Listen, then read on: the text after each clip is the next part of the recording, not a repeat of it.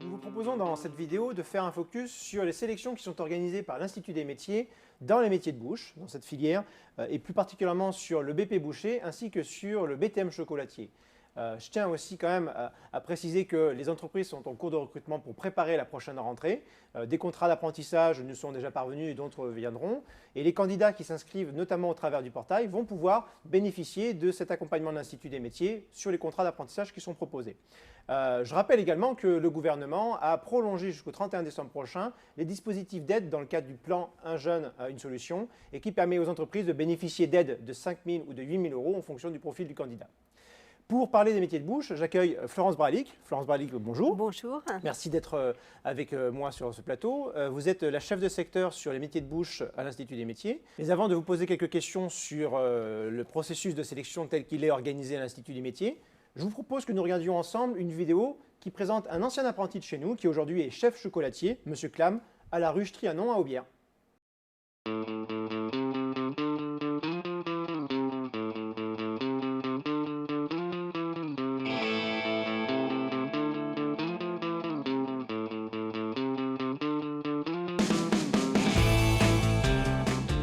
Je m'appelle Vincent Clam, j'ai 26 ans, je suis chef chocolatier à la ruche Trianon et j'ai intégré l'entreprise il y a 7 ans.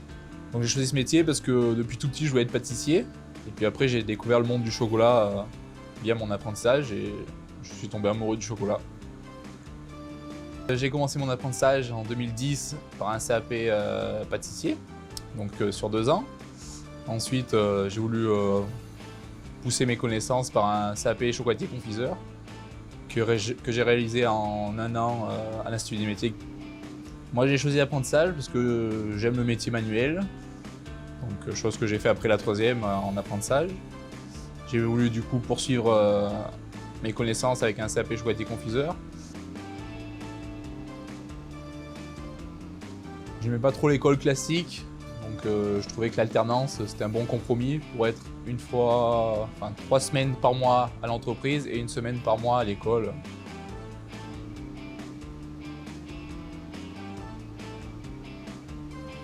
Je pense que les points forts de l'apprentissage, c'est le fait d'avoir un pied dans une entreprise, donc ce qui permet d'avoir des facilités quand on va intégrer une entreprise après ces années d'études.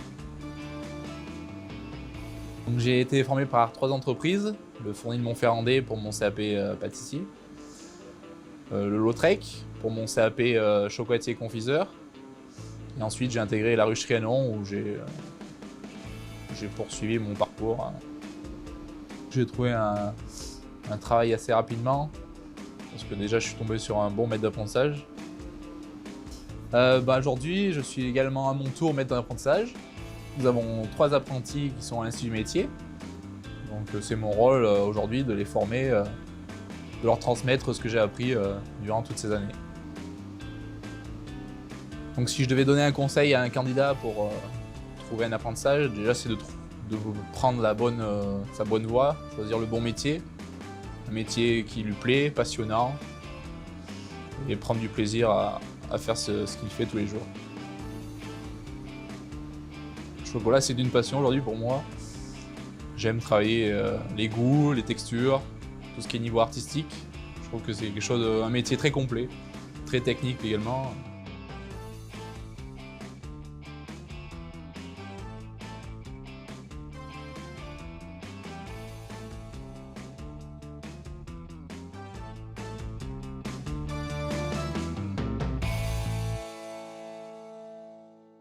Eh bien, un beau parcours pour M. Clam.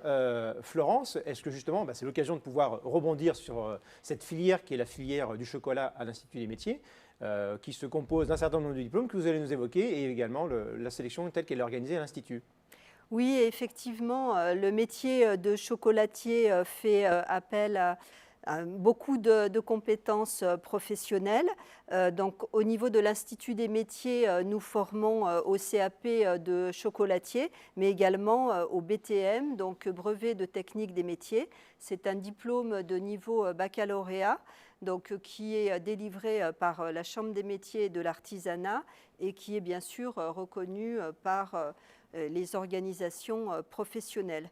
Le titulaire du BTM est un professionnel hautement qualifié qui en fait va maîtriser toutes les techniques de fabrication des chocolats, des bonbons, mais également de la confiserie.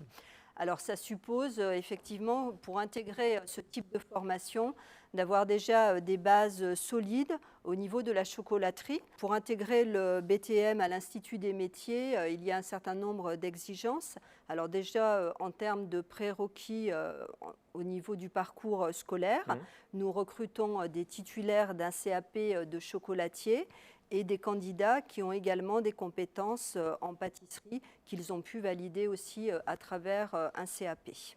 Alors quel est l'intérêt finalement pour une entreprise ou pour un candidat que de s'appuyer sur l'Institut des métiers et son processus de sélection?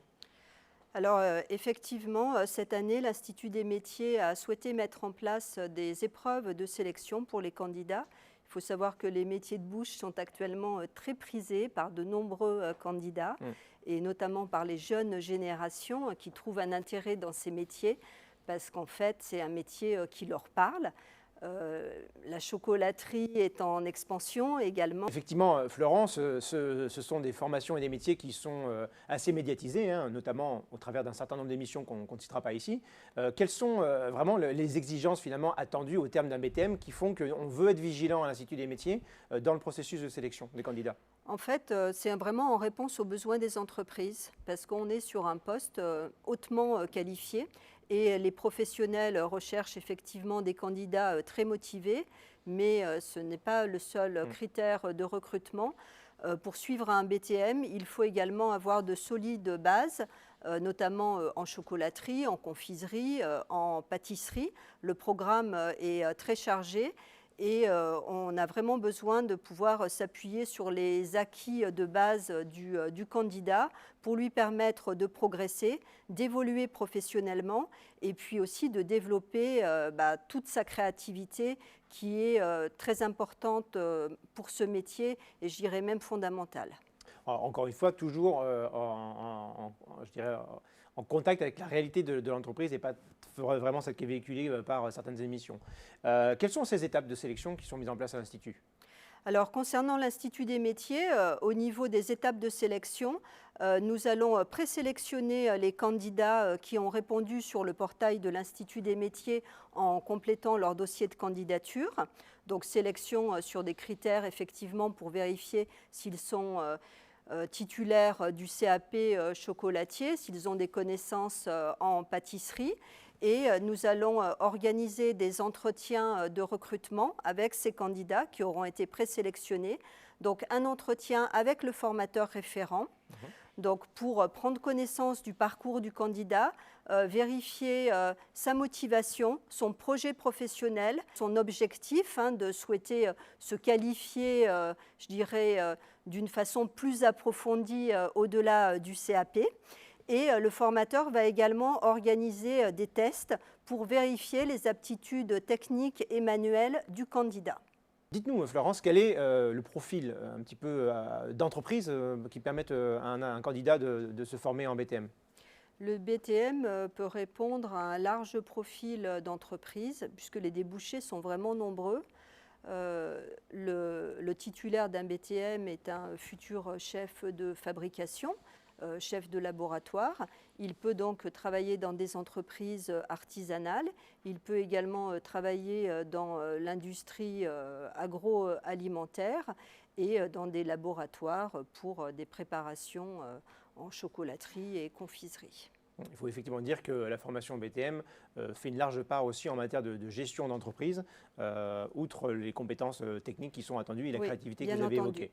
Ça fait effectivement partie intégrante de la formation, des contenus de formation, puisque au-delà des travaux pratiques donc en laboratoire de chocolaterie pour se perfectionner sur des techniques, il y a effectivement une part importante de l'enseignement professionnel qui est consacré donc, à l'art appliqué pour développer la créativité, mais qui est consacré aussi à la commercialisation, à l'organisation du travail et à l'animation et management d'une équipe. Donc un véritable second pour le chef d'entreprise qui souhaite recruter un BTM. C'est effectivement le titulaire du BTM seconde le chef d'entreprise et c'est vraiment son bras droit sur lequel s'appuyer. Et souvent, c'est aussi la personne sur laquelle le chef d'entreprise s'appuie aussi en termes d'innovation pour l'aider à proposer de nouveaux produits. On a beaucoup de candidats qui souhaitent poursuivre en BTM, donc moi je ne peux lancer qu'un appel aux entreprises qui souhaitent justement se développer et s'appuyer sur toutes les compétences que peut apporter un apprenti en BTM. Vous pouvez vous rapprocher du pôle développement pour pouvoir proposer des offres et j'attire votre attention sur le fait que, encore une fois, jusqu'au 31 décembre prochain, les entreprises peuvent bénéficier d'aides dans le cadre du plan Un jeune, une solution qui est mis en place par le gouvernement, à savoir des aides pouvant aller jusqu'à 8 000 € en fonction du profil de l'apprenant. Alors, il y a une autre formation qui, à l'Institut des métiers, fait l'objet d'un dispositif de sélection, c'est le BP, donc brevet professionnel boucher. Vous pouvez nous en dire davantage, Florence? Oui, effectivement, le brevet professionnel boucher qui est mis en place à l'Institut des métiers depuis une dizaine d'années et qui, à partir de cette année, va faire l'objet d'entretiens de sélection.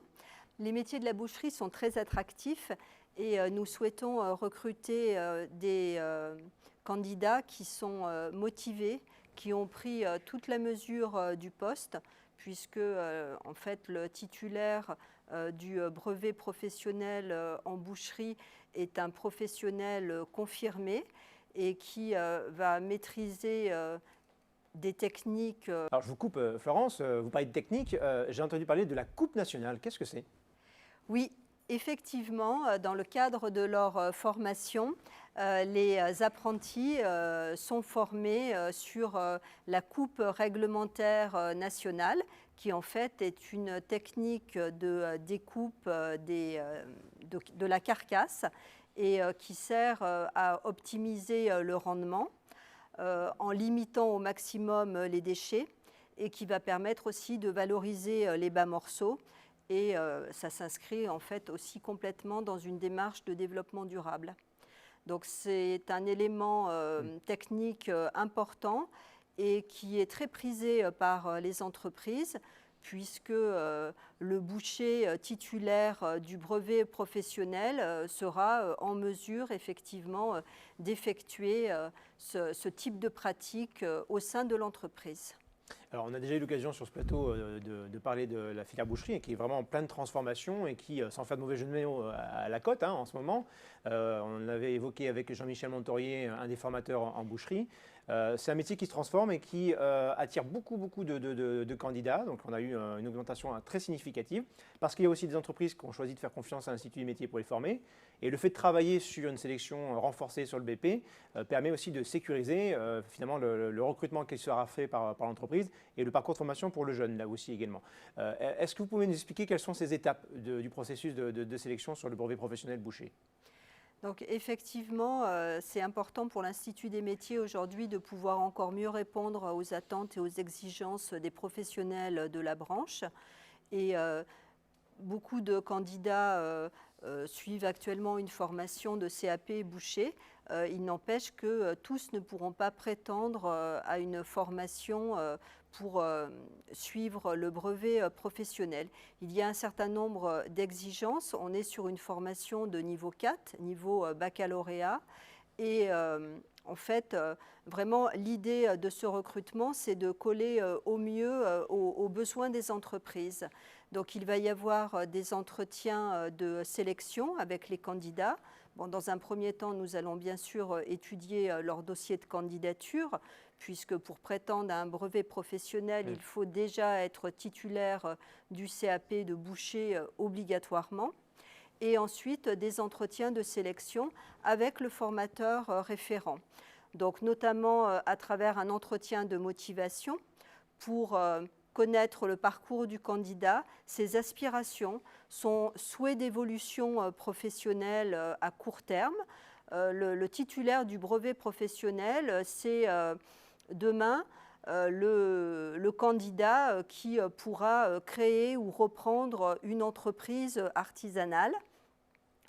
Et donc, d'où cette logique de sélection. Alors, je ne peux m'empêcher, non sans une certaine fierté, d'évoquer que l'Institut des métiers a pu permettre à certains apprentis ou certaines apprentis d'être titrés meilleurs apprentis de France. Et également, l'Institut des métiers accueille la finale nationale de cette prestigieuse compétition dans nos sites, dans nos locaux. Donc c'est aussi une voie d'excellence qui peut permettre d'aller très loin et d'être reconnu par ses pairs dans un métier et dans une filière qui est en plein développement. Donc je rappelle encore une fois à tous les candidats qui sont intéressés par cette formation de bien candidater sur le portail. Vous avez également les dates qui s'inscrivent des prochaines sélections et n'hésitez pas à vous rapprocher du pôle développement pour pouvoir être accompagné dans ce processus-là.